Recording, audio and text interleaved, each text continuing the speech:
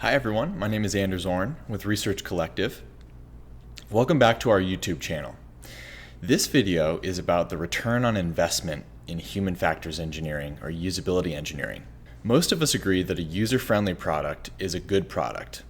It's an easy thing to preach, especially when human factors and usability research are gaining traction every day. But when rubber actually hits the road and someone actually has to pay for it, is it worth it? Is there a legitimate return on investment with usability research? As it turns out, time and money spent on usability research can really pay off in the long run. Over the past 35 years, several resources have actually provided qualitative and quantitative support for the investment in usability research. One popular resource, Bias and Mayhew's Cost Justifying Usability, their book, is particularly distinguished in this category. Their conclusions are clear. Usability research can really save you a lot of money. With that in mind, let's discuss some of the benefits of integrating human factors research, human factors engineering, usability research, user experience research, whatever you want to call it, into your business. The first benefit lies in product development. A key principle in human factors engineering is to work iteratively. Make progress, test it out, and then apply what you've learned in the next iteration of the design. The effect of this approach is that the design of a product is revisited early and often, and it allows you the chance to make any changes you need to early when it's easier to make those changes. The feasibility of any characteristic, feature, or requirement is evaluated before significant expenses are made. In effect, product development that leverages human factors engineering is efficient. The good ideas make it, and the bad ideas don't make the cut.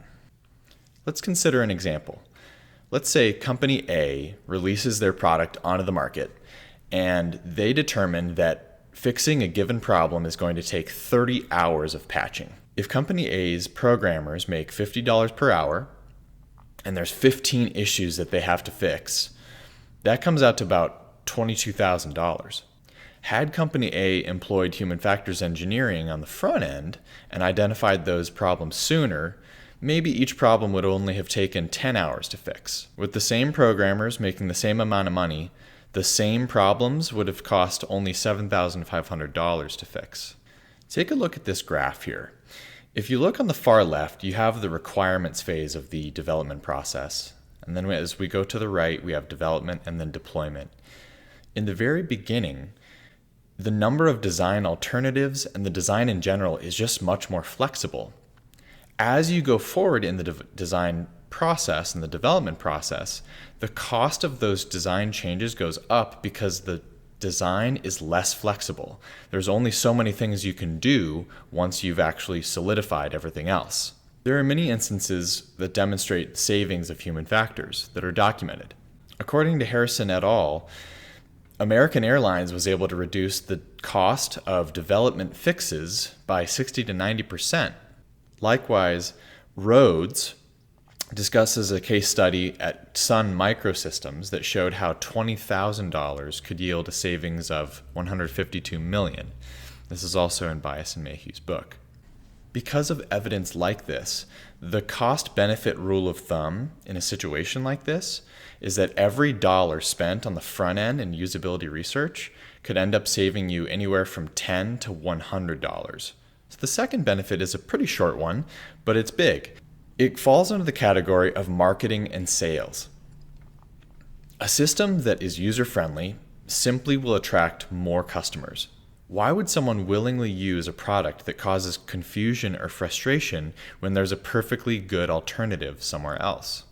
A usable product means you have satisfied customers. Satisfied customers mean you have increased sales. Human factors engineering puts more money in the company's pocket because the product is better. The next benefit is customer support. As a product's usability increases, the necessity for customer support and training decreases. Trust me when I say that significant quantities of time and money can be spent creating training manuals, walkthroughs, and even live training events, especially when it comes to complex systems at a corporate scale. There's obviously a wide spectrum here, but in general, The more user-friendly a product is, the less time is required to learn how to use it. The same concept can be applied to longer-term support. Not only is training less necessary, but users also will have more successful day-to-day experiences with the product. This means that the overhead costs are dramatically reduced for people like trainers and customer support staff because the product is simply more intuitive and easier to use. Those people aren't as necessary anymore. The last benefit I'll mention here is the efficiency of the end users. Not only will companies save money by having fewer staff for training and customer support, the raw efficiency of the users using that product is going to go up. Let's consider another example. Let's imagine hospital system B has 2,500 nurses who make $33 per hour on average, and they are about to employ a patient monitoring system. According to the manufacturer, the amount of training to truly learn the system will take about 5 hours for each nurse. If we do the math there, 2,500 nurses making $33 an hour on average, that'll cost $412,000. Now, what would happen if this patient monitoring system took only 1 hour to learn how to use? A 1 hour in service and that's it. In that case, the total cost of training, which would be about $82,000, yields a savings of about $330,000. What's crazy to me is that right there is only in those nurses' salaries, right? It's a very simplified equation. It does not include the 4 hours extra that each of those nurses will have back where they can bill for other things. And again, that was just for the training. What about the costs of using the system every other day? Pain points will add up. If the system can be designed to make the user's life more comfortable, efficient, and effective, users will flourish. Each call to the help desk, again, remember these nurses have work to do and they can bill for. Each call to the help desk is time when nurses cannot complete their normal tasks. To summarize, the benefits of human factors engineering and usability engineering are all over the place, and they translate to savings in one way or another. The product development cycle becomes much more efficient. The good ideas work out, and the bad ideas don't work as well just because informative testing, those bad ideas don't perform well. The effect is a better product, which not only minimizes the need for training and customer support, but also boosts the productivity of the end user.